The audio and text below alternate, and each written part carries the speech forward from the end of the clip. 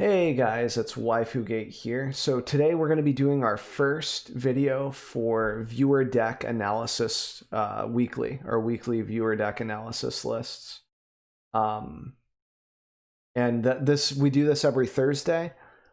So basically what happens is viewers in chat will be like, hey, can you check out my list? And I say yes. And then we just review them. And I go over like, how they might do in, on the ladder, what I think certain cards are meant for in the sideboards, all of that stuff, and good and bad matchups sort of deal, like a quick breakdown here and there. And then like if I like the list, if I would play it, what I would change, etc. And that's pretty much it. So we'll start out here with this. So we've got Chino, one of our regulars for the channel. He's pretty awesome. And how are you doing, Zombie Kitty? So we're doing this real quick. So we've got two Vivians, we've got Yorion, so it's still the Yorion Elementals list. So this lost agent, so I'm wondering if this deck is still good. I think it mostly relies on do we have Finale of Devastation or no? I don't think so. So it relies on Genesis to cheat out the Forerunners or just ramp in general. Just made it so it doesn't die to Death Touch. Yeah, that meme.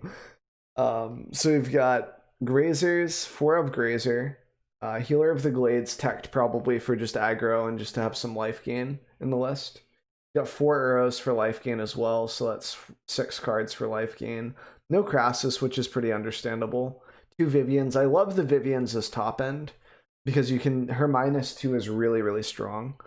When you cast your next creature spell this turn, search your library for a creature card with lesser converted mana cost, put it onto the battlefield, and then shuffle your library. It gives you a lot of value. Like if you cast a 4-pog like Omnath, you can get a Risen Reef from your deck, which is just insane. Like it's super nice. So I like that a lot. I like that there's a lot of life gain.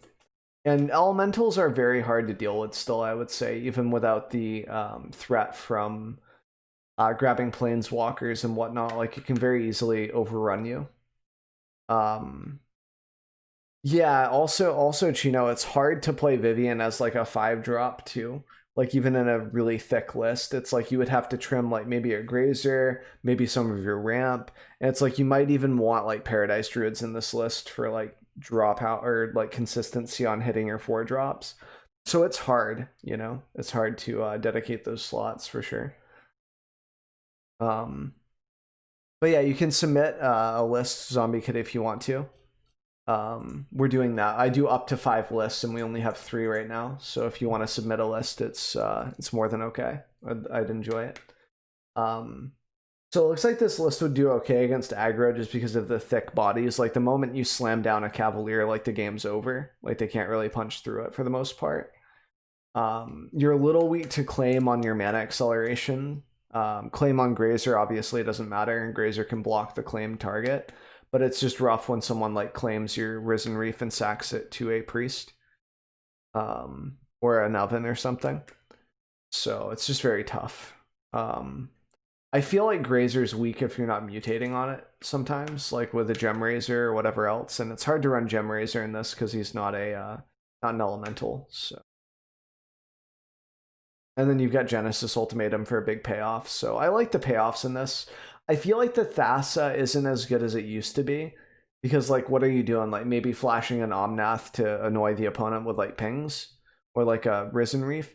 You're not really threatening to take over stuff like you were with Agent of Treachery. So I'm not sure if that's worth the slot anymore. It might be still, but I don't know. It doesn't seem too worth it for me anymore. I guess the tap down's really nice too, so you can tap down like Dream Trawler or something. Like that is super nice, but the moment they want to really swing them with Dream Trawler, they can probably deal with your Thassa with an ECD. Yeah, I mean, blinks on those are okay, but I don't know.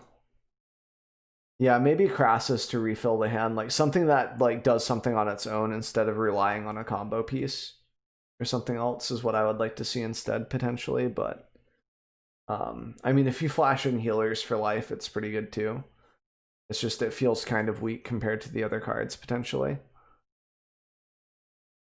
But yeah, I like the list. It seems fine. 38 lands is steep, but I like it more so than not running that.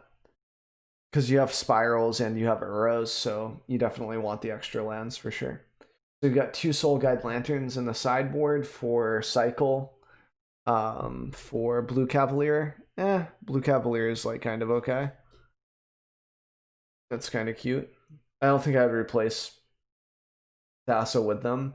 Like triple blue is pretty demanding when you need triple green as well, both for Forerunner and Cavalier of Thorns. So you got 2 Soul Guide Lanterns for cycle and for Sakdos potentially. Red, yeah, Red Cavalier might be pretty interesting just for the burst damage. 2 Flame Sweeps for aggro. Kind of weird with the flame sweeps, but I can kind of understand it if you absolutely need to stop aggro and you're taking out some of your Risen Reefs anyway or whatever. Like if you're up against mono red. 4 Disputes makes sense, so you can see them against control and stuff. Disdainful, I haven't been a fan of ever since Teferi 3 has been a problem, because it's like you have a counter spell that doesn't, like you set it up for ECD or something. But like as soon as Teferi hits, like if that's the counter spell in your hand, then it's a dead card. Whereas like Neutralize, for example, is always alive because you can counter Teferi with it, or you can cycle it with 2 mana and just sort of cycle and go with it. So yeah, I think it should be negate or neutralize for sure. Something that can stop Teferi, basically, is what I would do instead. And if you're looking to hit especially since fires isn't a thing anymore, right? Like Disdainful feels kind of weird because that's the deck that you wanted to be able to counter Cavaliers and stuff with as well.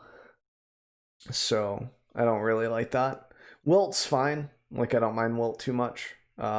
Usually the other card to deal with enchantments and artifacts is like Heliod's Intervention because you can 2-for-1 like Jund Food. Like, you know, hit Trail of Crumbs, hit Citadel, hit 2 trails, hit Trail plus Oven, etc. So if you can't do that, having something like Wilt where you can cycle it if you don't need it to draw land or something is pretty nice. I don't mind that.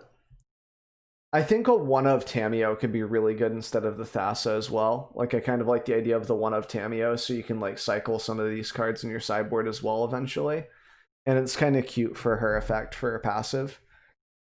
But yeah, we don't have white mana exactly. No Knight of Autumns or anything, so I think Wilt is the best option. For sure. So I'd say Disdainfuls into Neutralizes or Negates, and probably maybe change out a Thassa for a Tameo, and then maybe something else, I'm not sure. To have more Elementals if we replace it. Yeah, maybe. I just like the idea of a Tameo, like just to get back Genesis or something else, or just to threaten stuff. Like being able to +1 for Cavalier of Thorns is still pretty good, you know? Like I kind of like the idea of that.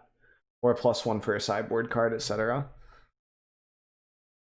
But I like the idea of Tameo somewhere in the 75. Cavalier of Flames would be fine too. I just think it'd be a little stressful on the mana. But I mean, you do need double red for Genesis, so it's kind of whatever. So yeah, pretty interesting list. I like it. Euro is really expensive, dude. Check out this guy, 292. Wow, crazy. Yeah, I would say at least 1 to 2 Tameo though would be fine. I like Tameo, so that's what I would do with it. I think this still has pretty decent matchups everywhere. Like I would say Tamir Reclamation might be a little rough because you don't really race them too hard, and you don't have anything to really stop them game 1 from like comboing off. And then it's like game 2, you have to see a lot of good counter spells. Budget list? Okay. Got you. That's fine. All right, let's move on to the U White Yorion. So this is by Conquer, another viewer in chat. This one was by Chino. So we've got post-ban U White Yorion. So we've got Yorion, 3 Brazen, 2 Trawler. I still think 1 Trawler is enough, but that's just preference. 3 Narset, 4 Teferi, 3 Veto, lots of counters. Grand total of like what, 7? No Neutralize. No, 4 5, 6, 7, 8, 9, 10, 11 counter spells, 4 shatters, 2 caskets. I like the 2 caskets over the 1 casket that the Bantless usually tries to run. Like, I understand it, but it doesn't make me happy. 3 birth. So you've got a 3-2 split with Omen of Sun and Birth, which is pretty interesting. 4 omens, because obviously they're the best omen pretty much. And then we've got 3 Elspeths, 4 Shark Typhoons. 33 lands seems a little low, but I can understand it with the births. I just like 34 to 35 anyway for consistency, but that's personal preference.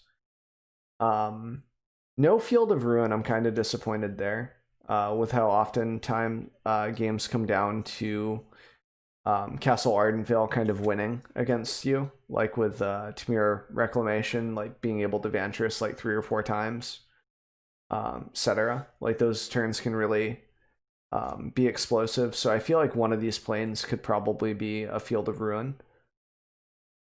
And it's a forced shuffle on the opponent too. So like if they have Cavalier of Thorns, which granted isn't a very popular card, you can force shuffle the thing on top of their deck. You can also stop scries, etc. Cutting islands into planes for field, yeah. I like 1 to 2 field, but it's close between that and like Blast Zone. It's just that field you can still color fix yourself for, and you're not as strapped into colors as you are for like Bant, for example, where you need green mana as well. Like you don't have that many options, so I kind of like that. But yeah, pretty interesting main deck. I'm not. Man, I am a little tired. I don't know why. I had some pretty good sleep. I guess it's because I woke up still a little bit early.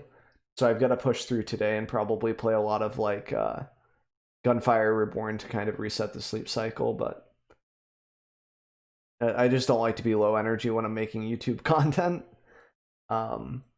Or just in general while I'm streaming. So we've got 3 Gust, 1 Veto, 2 Caskets. So 2 Caskets for aggro, 2 Omens for aggro.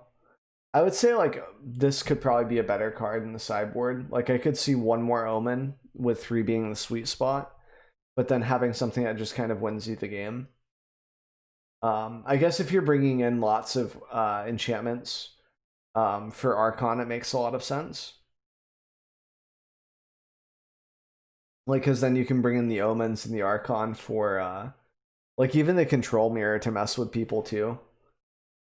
Just cut some of your other stuff. And Gust is obviously a very strong card. I don't really know if I like to commence the end games. I guess they're okay. I'd just rather have like, I don't think I would run U-White Control without 1 to 2, and I know this is a bit of a meme. 1 to 2 Narset's reversals for Thought Distortion. Because you just get hosed by that card completely. Like, you don't win if your opponent casts that card. And you know that Sultai Ramp and these other lists will bring that in. And maybe it's not that popular of a matchup. Maybe you lose those. But if you don't play against much Sultai, it makes sense. It's just, man, it's tough when you get hit by that Thought Distortion, that TD. But other than that, it's fine. So just a couple of niche things that I would change here and there. Like I agree with the 4 disputes, like 4 or nothing here, 3 to 4 or nothing here. You just accept it, yeah. Yeah, that's fair. I mean, they still have to draw it, right? And have enough lands, and for you not to really have a field either.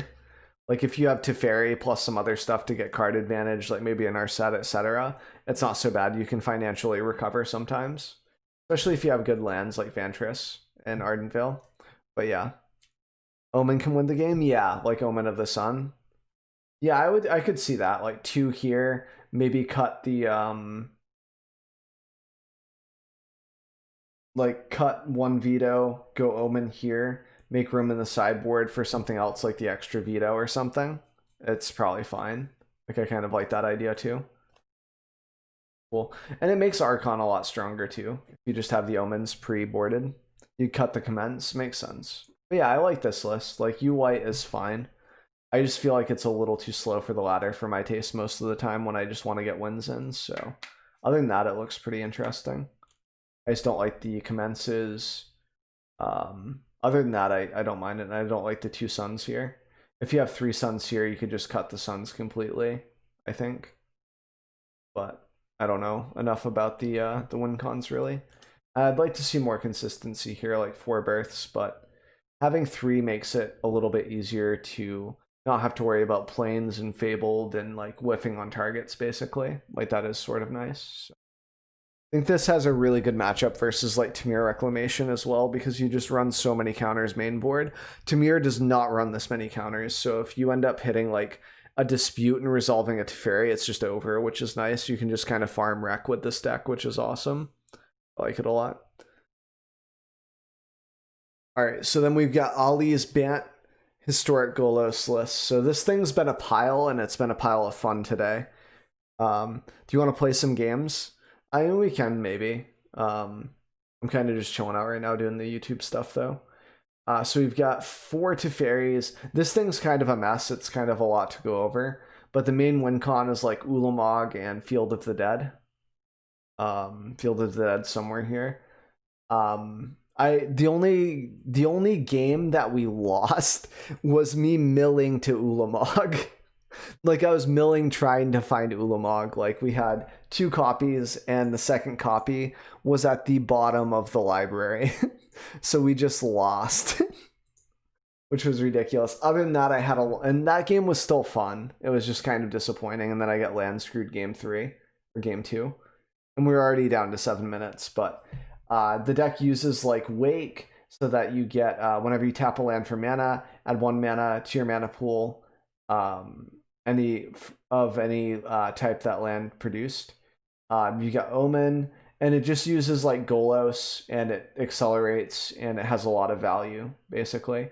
And you Golos into a free Ulamog, and you just win the game because it still counts as casting it, which is just insane. You get to exile, and this is when you cast Ulamog. It's the same thing as Hydroid Krasis, where it happens unless the opponent has like a Tail's End for it for that trigger.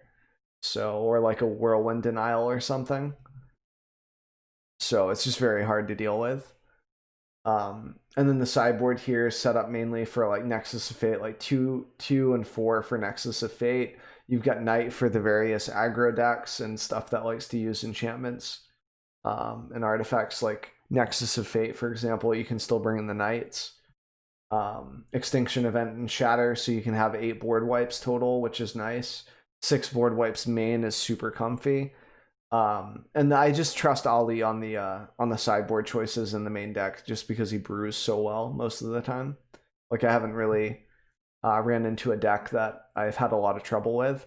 The school bus was kind of rough, but like Ali pretty much knows the sweet spot for the meta that he's trying to compete in as well, which is just nice. I mean, there's no surprise that he can like top 8 still. Like he had a top 8, not recently, but recently enough to say recently, basically, where he took like, what was it, like Lich, like the Mastermind Liches to top 8 at like a GP or something.